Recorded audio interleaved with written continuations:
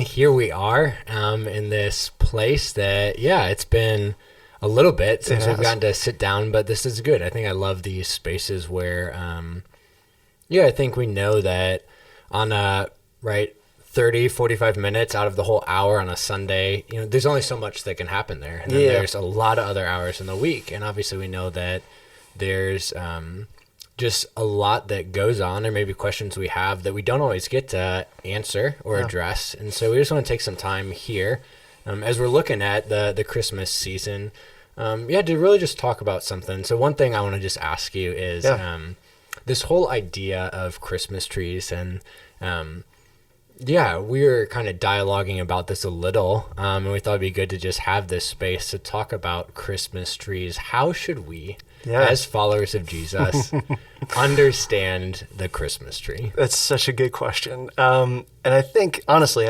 there's been, in recent years, a lot of questions around the origins of Christmas. Is this a pagan holiday that we're just kind of like reappropriating? Is this biblical? Is this something that we're supposed to do? When was Jesus born? How do we get to December 25th? What's the deal with Christmas trees and stockings and all that other stuff? Is this what we should be doing as those who seek to honor the Lord? And I think we need to be really careful, first off, not to roll our eyes at those questions. The first time I heard that, I'll confess that was my response, where I kind of went, "For real? Like Christmas? Really? We're questioning this one?" But as I listened to people, I understood kind of where they were. And so I think it would be good, before we get too far into the Christmas season, maybe to take just a few moments here this morning. Who am I kidding? It's probably going to be like 20 minutes because it's you and me. Well, it's me. Walking through a couple conversations maybe around Christmas, the origins of Christmas, and how we should enter into Christmas thoughtfully. So let's kind of look at this three ways. I want to look at this historically, biblically, and then culturally. And so let's do the historical angle first. So I think there are a couple realities around Christmas time that we should acknowledge. So first off, December the 25th, where we typically celebrate Christmas, we celebrate Jesus' birth. I think we should acknowledge that date coincides with ancient pagan holidays and festivals. I think if you're just going to have your eyes open, you need to be aware of that. And so let's talk about just a couple of them. First off, Saturnalia was a Roman festival where the Romans honored the agricultural god Saturn, and they sought his blessings for the upcoming year. They wanted to appease him.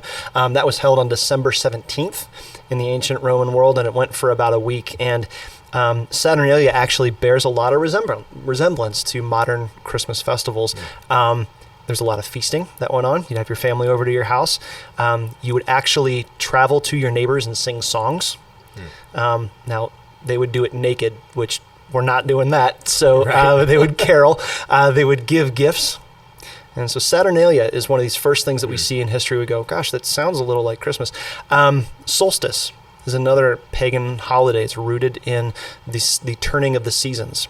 Solstice is celebrated in many cultures around the world in antiquity and still today on December 21st, the darkest day or the darkest night of the year, and it represents the turning of the seasons. Yule is another festival celebrated by the Germanic people, and that kind of arises out of these first two. Yule this year is celebrated December 21st through January 1st. So it's kind of a week-long festival. It ties some of these elements together. There's a rumor, too, that there was a holiday that was instituted by an emperor named Aurelian in 240 or 274 AD called Sol Invictus, which means the birth of the sun. And so it kind of coincides to the birth of the sun. It's when the days start to get longer after December 21st. And then even more modern, like the origins of Santa Claus, you could look at Santa Claus. Yes, St. Nicholas was a real person. He was a real bishop. He was a Christian. He lived in Turkey in the 4th century, and he gave gifts to people. He actually did a lot of amazing ministry. But I think we need to acknowledge, just reality is that this last week of December correlates, or at least coincides, with ancient pagan festivals, some of which are still in practice today. And I think we just need to acknowledge that. That's just smart. We don't need to pretend that these things don't exist. But it brings up a second reality historically, and I think this is very important, is we don't know if Jesus was born on December 25th or not. What? Yeah, I think we need to say that. Yeah. And that shouldn't surprise us, okay, for a couple of reasons. One, look at who Jesus' family was. Mary and Joseph. Yeah. They're poor. We know that because of Luke 2, the offering that they bring to the temple. We know they're Jewish. We know that Jesus' birth was not really all that well known. In our nativity scenes, we imagine that there's lots and lots of people there. Right. There probably weren't. The shepherds were there, we know. The wise men probably didn't come until later. And so all that to say is there weren't birth records. This wasn't like you went to the hospital and there was a birth certificate. So we don't know the exact date. Birth records weren't kept 2,000 years ago like they are today in our culture. Related to this historical angle, last thing I'll say that I think is helpful, there are different reasons to suggest why we celebrate on December 25th. I'll name maybe just two. One is the conception theory. Okay, now this is getting into some weird stuff, but we'll get there for a second. The early church fathers, you might call them the patristic fathers, the early church fathers, for a lot of reasons, believed that Jesus was conceived on March 25th. And you just do the math, 9 months later is December 25th. Yeah. And so that was one reason maybe why December 25th became it.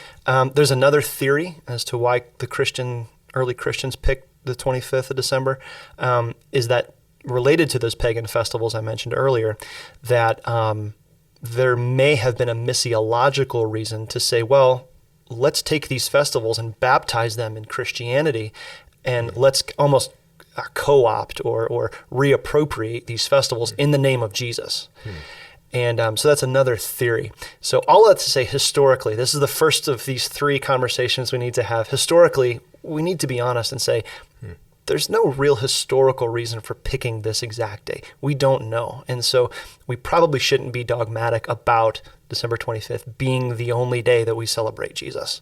Yeah. So anyway, that's this first kind of take on it. That's a lot of info, but that's the historical conversation I think we need to have. I think secondly, there is a biblical conversation that we need to have. And so I want to go to two texts, and we'll try and do this quickly. There's two texts that tend to come up in this conversation around should we celebrate Christmas. Yeah. The first one, and by the way, Easter is lumped into this or any other holiday. The first one comes out of Deuteronomy 12. And it's Deuteronomy 12, verses 29 through 32. I'll just read them real quick.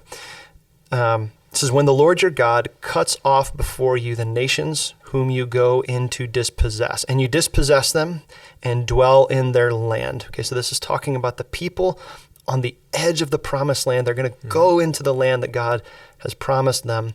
What are they supposed to do? Here's what he says. Take care that you not be ensnared to follow them after they have been destroyed before you, and that you do not inquire about their gods, saying, how did these nations serve their gods, that I may also do the same? You shall not worship the Lord your God in that way. For every abominable thing that the Lord hates, they've done for their gods. They even burn their sons and their daughters in fire before their gods. And so what we see here is God prohibiting worship in the way that the pagan people worship. And he names a very deplorable practice of actual child sacrifice there. Typically, this text is brought up to say, hey, don't celebrate holidays that other people celebrate. Yeah.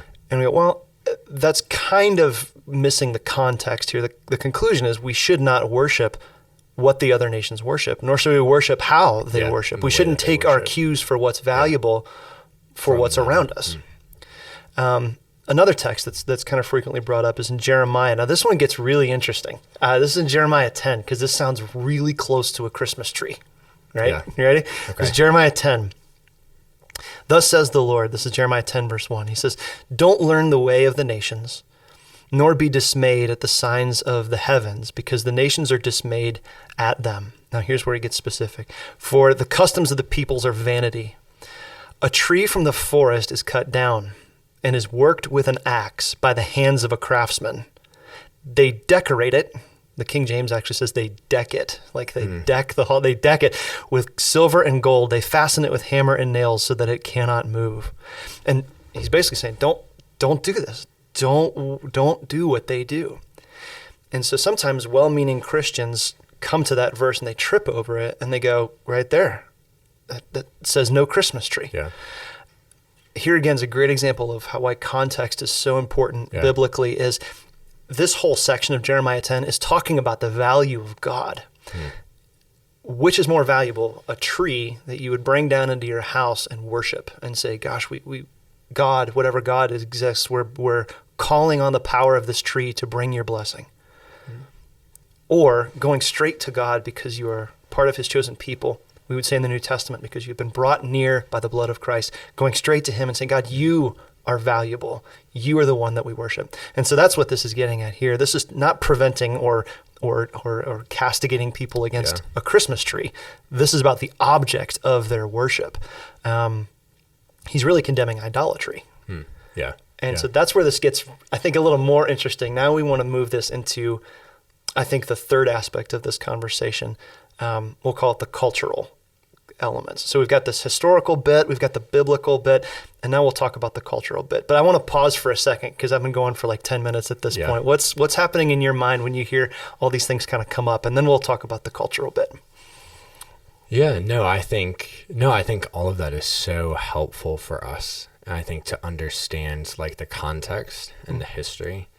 And I think always then the question goes back to like, what is my posture in this and what is in my heart? And I think that's kind of what we're getting to at the cultural of like, it is in any of these things. And I think we've talked about this before and unpacked these things where, and I think Paul talks a lot about this where, right, even the idea like food sacrificed to idols.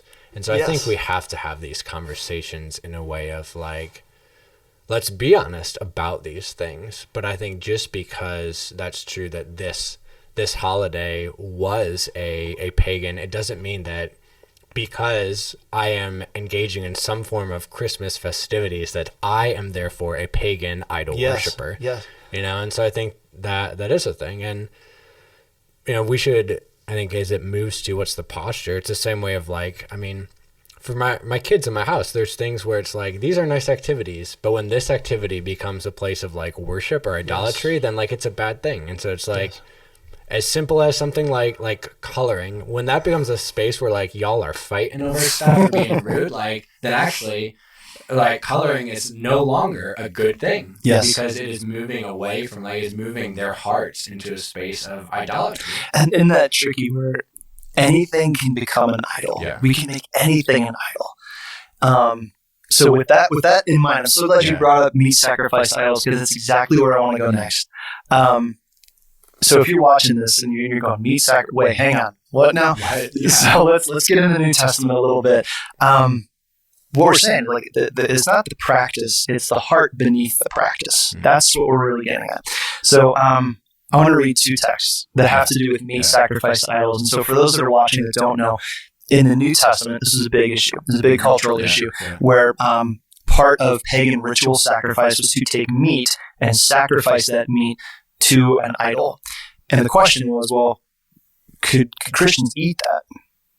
Which I think is a great question because, like, we don't want to waste it. And can we eat that in good conscience? Knowing that meat was sacrificed to an idol, because I know that idol is empty. I know it's just a block of wood. I know it's just it's a statue. When you throw it away, what does this mean? It was a big question in the first century. And so this first text I want to read is in 1 Corinthians 10. I'm going to look in verse 25. We'll back it up in verse 23. Here's what Paul says. He says, all things are lawful, but not all things are helpful. All things are lawful, but not all things build up. And then here's his teaching. He says, let no one seek his own good, but also the good of his neighbor. Eat whatever is sold in the meat market, without raising any question on the ground of conscience. For the earth is the Lord's and the fullness thereof, which is to say, God made the meat. Eat it. And then he backs it. If one of the unbelievers invites you to go to dinner, okay, so this is somebody who is not trusting in the Lord. They don't have a good gospel foundation in their life. They invite you to go to dinner, and you're supposed to go. Eat whatever is set before you without raising any question on the ground of conscience. But if somebody says to you, and this is a great word, if somebody says to you, hey, that's been offered in sacrifice, he says, then don't eat it. Well, why? This is a very important phrase. He says, for the sake of the one who informed you and for the sake of conscience. What he means there is you're free to eat that meat. We might take that meat out and say, you're free to put that Christmas tree in your house, or you're free to put stockings above your fire, or you're free to put lights, Clark Griswold, on the outside of your house. You're free to celebrate as long as, number one, you're not paying homage to an idol in your heart, or you're not sending a message to the world that that idol is worthy of your worship. So let's translate that. Put up a Christmas tree in your house. Do it. As long as you do it in a way that your neighbors know that you're not materialistic about the things underneath the tree, that your gratitude and your worship is pointed at Christ. There's another text. This is in Romans. Let's go to Romans 14. This is specifically, I think, the one that you're talking about. We find a very similar thing. He says this. He says, the one who observes the day in honor of the Lord, meaning December 25th. If you observe that day as holy, you're doing it in honor to the Lord. The one who eats, let him eat in honor of the Lord, since he gives thanks to God. While the one who abstains in honor of the Lord, and give thanks to God. He slides down, verse 13. He says, therefore, let us not pass judgment on one another any longer, but rather decide never to put a stumbling block or hindrance in the way of a brother. That's fascinating. He means, like, basically, if you eating meat, you enjoying your Christian liberty to celebrate in the way that you want to celebrate, if that causes someone to sin, don't do it. It'd be better to not eat it. It'd be better to go get fish. He continues, he goes, I know and I'm persuaded in the Lord that nothing is unclean in itself, meaning there's nothing wrong with your Christmas tree, nothing wrong with your stockings, nothing wrong with your carols. Nothing is unclean in itself, but it is unclean for anyone who thinks it is unclean.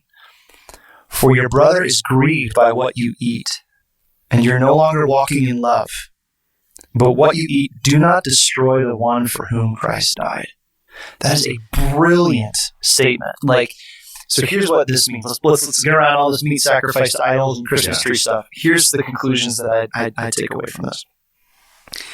Christians are free to celebrate Christmas, which sounds like a ridiculous thing to say, but we're free to celebrate with a Christmas tree and stockings and presents and caroling and all that. We're free to celebrate, but there's one thing that we are not free to do. We are not free to celebrate Christmas thoughtlessly. And I think that's the kicker, is you put a tree up in your house or not, make sure that you're celebrating with Christ at the center. Make sure that whatever version or whatever trappings are wrapped around your Christmas celebrations this year in your family, think about them. Be intentional. I think that's what Scripture is really teaching us here. So, can I ask you? Yeah. So I think you've been listening, right? And I'm with you. But if someone hears that though, maybe they're thinking, but doesn't it say not to cause your brother to stumble? Mm-hmm. So how would you navigate that if someone wants to come back and say, well, it says don't cause someone to stumble, and you having a tree and lights in your house causes you to stumble, and so you need to take that down. So I think there's three things I'd say in response to that, because this text is sadly misused a lot in the church. Yeah. I think one, so how do you know what causes your brother to stumble? So I think there's two things I would say to that person, and one thing I would actually say to the brother who's vocalizing that. Okay. One, you do need to know, we need to be aware of cultural trends that would give us indication of things that would be spiritually problematic for people. So just to get really heady on this, do we live in a culture right now where if my unchristian neighbor sees a Christmas tree in my house, is he going to believe that I'm worshiping a pagan deity? Okay. Probably not. Yeah. Because this isn't 3rd century Rome where my neighbor is celebrating Saturnalia. Okay. Yeah. So we have to know what's going on in our culture. But the second thing, you have to know your brother. You have to know your neighbor. Yeah. which, I mean, like we could grind into this really hard. Is like, I need to know what causes my brother or my neighbor to stumble. And so this is going into something, and I need to resist those things. I need to refuse those liberties out of love for him. This is getting into something else, but like the conversation could easily go to other areas of life, like alcohol consumption or R-rated movies, where I go, it is better for me to refuse those liberties if they don't cause me to sin in and of themselves. It is still better for me to not engage them out of love for my brother if that causes them to stumble. And I mean, give it up. It doesn't matter. It's not worth it. That's what Paul's saying. So those are the two things I would say to the Christian who's trying to be mindful is know your culture and then know your brother. The thing that I would say to the brother, though, the one who is saying, hey, that tree in your living room causes me to stumble, I think we need to be very careful that we don't use those words as a weapon or as a leverage of control to say, hey, that meat that causes me to stumble, don't eat it. The intention behind Paul's words here is that is actually an admission of Christian immaturity in some cases, because Paul's saying, no, there's nothing wrong with the meat. The earth is full of the Lord. Like this is a gift from the Lord. You can't eat it yet because there's still a little bit of paganism that's wrapped around your ankle. You're not free yet from that. And so please don't use that as a weapon and say, well, because I can't enjoy that, you can't enjoy that. I think and so the point in that whole section of Romans 14 is love. Do what makes for love. And so, does that answer the question? Yeah. Okay. No, I totally I love that, and I think, I think especially in a time in the holidays where, in this season, I think culturally where we need to be aware, and I see this because I spend a lot of time online, is feeling like I always have to, right? You use that word weapon, and I think we get that confused and see, sword of the Spirit. Yeah. But I even think to like Exodus 14, where like God tells Moses, like, right, you don't need to do anything. The Lord's going to fight for you. Good. So you good. need only to be still. So like good. That Hebrew word, I looked it up this morning. And it's so like, good. Be still, be silent, don't talk, wait. Yeah. And so I think like that Super we can hard. take courage in that wherever we find ourselves of like, you don't have to fight with a fellow brother. Totally. Who's in process, because we're all in process. Totally. Right? That's this process of being made new. And so, no, thanks for unpacking that, because I think that is so beautiful to navigate that tension for sure. I'd leave us with like 4 conclusions. Yeah. And I would say this for anybody who is, I know this is the struggle for some people who are trying to sever a pagan holiday from a Christian holiday. Yeah. And so there are sharp distinctions, and I want to give us 4. Okay. Sharp distinction between these ancient pagan practices and holidays and what we believe as Christians. So, distinction number 1. Those pagan holidays are based on what the world does, meaning they're a response to the movement of the seasons. They are reactive to what the Earth's spinning and moving in the solar system. They are a response to what the world does. Christian Christmas is a response to what God has done. Yeah. That God has taken the initiative by sending His Son into the world. So we're not just worshiping because the Earth is spinning. We're worshiping because God did something. That's one distinction. Second distinction. Those pagan celebrations are focused on a fear of the future, meaning I have to offer sacrifices, some of them Scripture talks about, to a God in fear of a future that is unknown to me. Christian Christmas, biblical, New Testament, gospel Christmas, we say, is based on gratefulness of a past event, that God sent His Son. And so we worship not out of fear of what might come. We worship God out of fear of what He has already done. This happened. Jesus was born. That's the second one. A third distinction I'd give us is those pagan festivals are given to earn the pleasure of the gods. Trying to get on the God's good side. Yeah. Biblical Christmas is so vastly different. We worship because we are already loved by God. That's what Christmas is a celebration of. It's like, and it's right at the end of the angel's message to the shepherds. And on earth, peace, goodwill toward men. Yeah. Another translation said, good to those among whom God is pleased, meaning like this is God's pleasure that allows him to do this. You don't have to earn his favor. And I think that actually gets to the fourth distinction, I'd say, is that these ancient pagan festivals are centered around offering a sacrifice to the gods. Whether it's meat or it's your songs or we're offering something, we are responsible for bringing the sacrifice to God. Biblical gospel Christmas is the exact opposite, where God himself provides the sacrifice to us in the form of his son. And so I offer those four last distinctions just as ways to completely sever this. And so, again, we're free to celebrate Christmas. We are not free to celebrate it thoughtlessly. We must be thoughtful. And so whatever form your Christmas celebration takes, just keep Christ at the center of it. Well, awesome. Thanks, Brandon, for just, sitting down, having this conversation. I learned a lot. Just getting to dialogue and unpack that. And if you're watching wherever you're at this Christmas season, just keep fixing your eyes on Jesus. Awesome.